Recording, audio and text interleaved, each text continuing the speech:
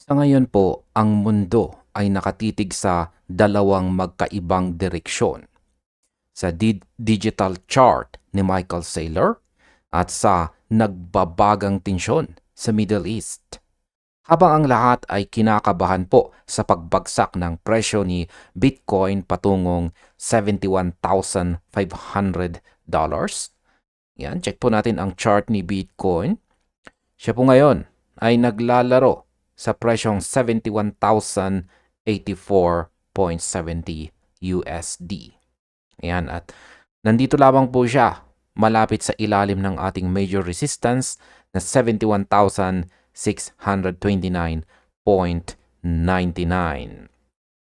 Ayan, habang naglalaro po dyan ang presyo ni Bitcoin, ang executive chairman ng strategy na si Michael Saylor ay nag-post po ng isang cryptic na mensahe po sa X kung saan ay sinabi niya I think bigger.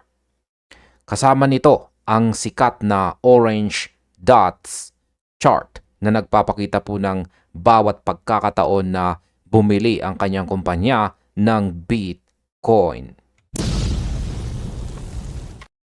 Yan ang sabi po sa title ng ating balita dito ay Michael Saylor hints at buying more Bitcoin despite US-Iran peace talks collapse. Ayan. Ngayon ay bakit nga ba ito napaka-importante mga ka-crypto? Napaka-importante nito mga ka-crypto dahil po sa tuwing naglalabas itong si Saylor ng chart, madalas itong sinusundan ng dambuhalang pagbili. Pero ang context po natin ngayon ay hindi biro. Ang pagbagsak ng presyo ay bunsod po ng pag-collapse ng US-Iran peace talks sa Islamabad.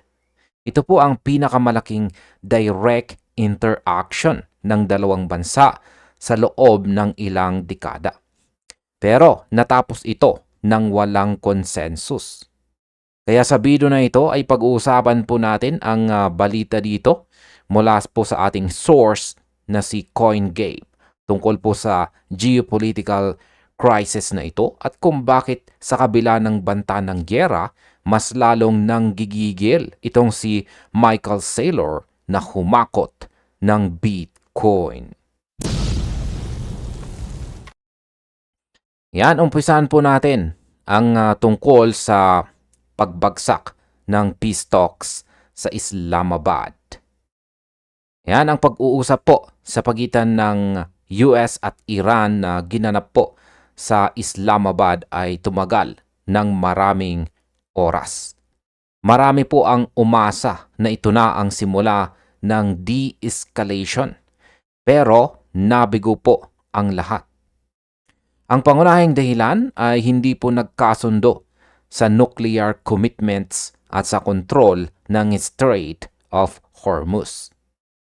Dahil dito, si Bitcoin, na sensitibo po sa risk sentiment, ay bumagsak po mula sa mataas na price levels nito patungong $71,500 area. At sa ngayon, siya na po ay nasa mas mababang presyo. Siya ay kasalukuyang nasa $71,084.70. Kaya ilapit po natin ang ating chart. Kahapon ay galing po siya dito sa mataas na presyo na nasa 73,126.95. Yan, at bumagsak po siya at nagsara kahapon sa presyong mga nasa 70,812.12. Medyo umangat po siya ng bahagya ngayon. Kaya yan po yung nangyari sa presyo ni Bitcoin kahapon. Yan sa aking opinyon, isipin po ninyo mga ka-crypto. Ang Strait of Hormuz ay dinadaanan po yan ng halos 1/5 ng global oil supply. Ito po ang tinatawag na jugular vein ng global economy. Sa tuwing nagkakaroon po ng banta na isasara ito, ang mga investors ay natatakot at lumalabas muna sa mga risk assets gaya ng crypto. Nakita po natin na hindi nagpatinag ang Iran sa pressure ng Amerika pagdating po sa kanilang nuclear program. At tinawag po nilang excessive ang mga demands ng Washington. Kaya sa tingin ko po dito ang pagbagsak na ito ni Bitcoin ay isang geopolitical correction. Hindi ito dahil ayaw na ng tao kay Bitcoin, kundi dahil po sa kawalan ng katiyakan sa buong mundo. Pero pansinin po ninyo itong si Michael Saylor. Habang ang iba ay nagpapanik po sa balita ng mga mine-sweeping operations at saka naval movements ng US Navy, siya naman ay naglalabas ng orange dots. Ang opinion ko po rito ay simple. Ginamit po ni Saylor ang tinatawag na global fear bilang opportunity. Para sa kanya, si Bitcoin ay hindi lamang po risk asset. Ito po ang lifeboat sa gitna ng lumulubog na global economy. Ang katatagan ng kanyang loob na mag-post ng think bigger sa gitna ng banta ng gyera ay isang signal na dapat po nating seryosohin. At balikan po natin ang ating balita at pag-usapan naman po natin ang tungkol sa Strait of Hormuz at ang ekonomiya ng langis. Yan, ito po pala yung chart na pinost ni Michael Saylor kung saan ay nakikita natin dito yung mga tinutukoy niyang orange dots. Yan yung mga orange dots ay kung saan po bumili ang strategy ng Bitcoin. Ngayon ay napaka-crucial or napakahalaga po kasi ng papel ng Strait of Hormuz sa balitang ito. Dahil hindi po nagkasundo ang dalawang panig, nag-umpisa na ang US ng military action. Hindi para sa gyera sana, kundi para siguruhin ang passage ng mga bangko. Ang mine-sweeping operations at naval movements ay indikasyon na ang Washington ay naghahanda na sa contingency plans sakaling tuluyan ng mabigo ang diplomasya. Ito po ang naglagay sa world markets ng edge. At ayan, ang opinion ko naman tungkol dyan ay kapag ang usapan ay langis at militar, laging apektado po ang presyo ng lahat ng mga bilihin. Nakikita natin na ang risk sentiment ay humina sa lahat ng asset classes. Pero bakit Bitcoin pa rin ang sagot ni Saylor? Sa tingin ko po ay nakikita niya si Bitcoin bilang neutral asset. Sa gitna ng gulo ng mga bansa, si Bitcoin ay walang kinikilingan. Walang bansa ang may-ari sa Bitcoin network. Kaya ang opinion ko po sa Strait of Hormuz crisis na ito ay isang supply chain scare. Kapag naantala ang oil flow, tataas po ang inflation. At kapag tumaas ang inflation, ang mga hard assets gaya po ni Bitcoin ay nagiging mas attractive sa long term. Kaya habang ang market ay nakatingin po sa takot sa Strait of Hormuz, si Saylor ay nakatingin sa store of value. Ang post po niyang orange dots, balikan po natin ang kanyang binahaging chart dito na kanyang linagyan ng mga orange dots. Ayan. Ay parang pagsasabi po na hayaan ninyo silang mag-away sa dagat. Basta tayo mag-iipon ng digital gold. Kaya napakatapang ng galaw na ito at sa tingin ko ito ang nagbibigay ng floor o sahig sa presyo para hindi po tuluyang bumagsak ang market.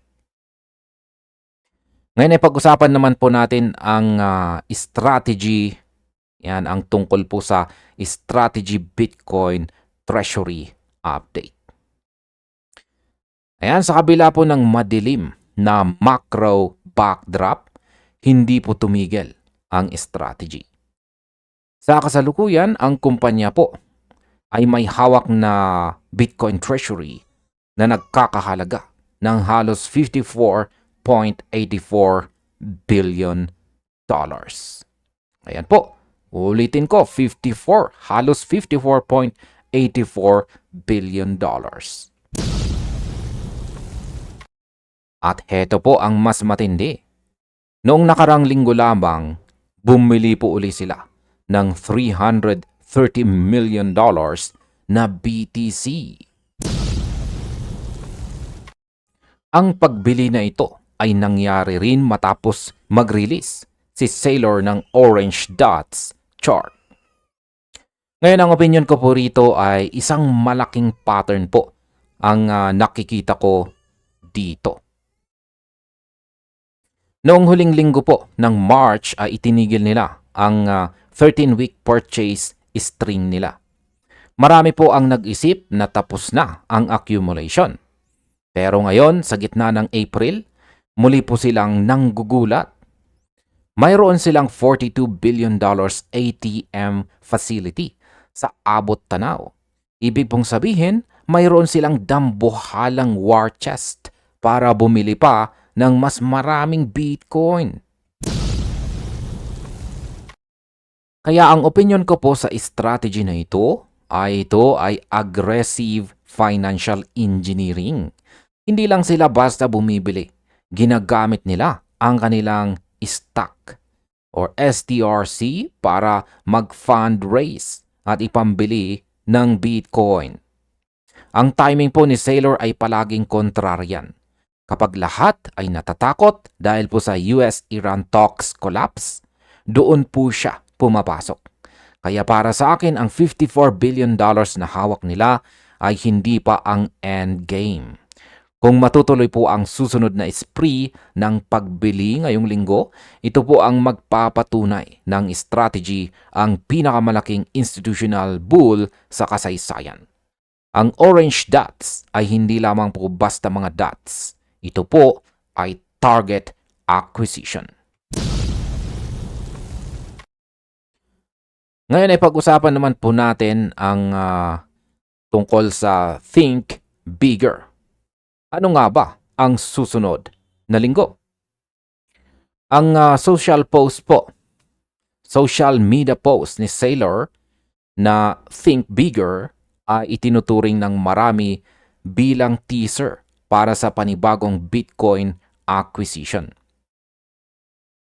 Sa gitna ng volatility at saka geopolitical tensions, ang mensaheng ito ay nagsisilbing pampakalma sa mga Bitcoin holders. Habang ang US Navy ay abala sa naval movements, ang strategy naman ay abala sa digital movements. Ngayon ay ano nga ba ang ibig sabihin ng think bigger sa puntong ito? Sa tingin ko po ang pinaparating ni Saylor ay huwag tayong mag-focus sa short-term noise ng Islamabad talks o sa Strait of Hormuz tension.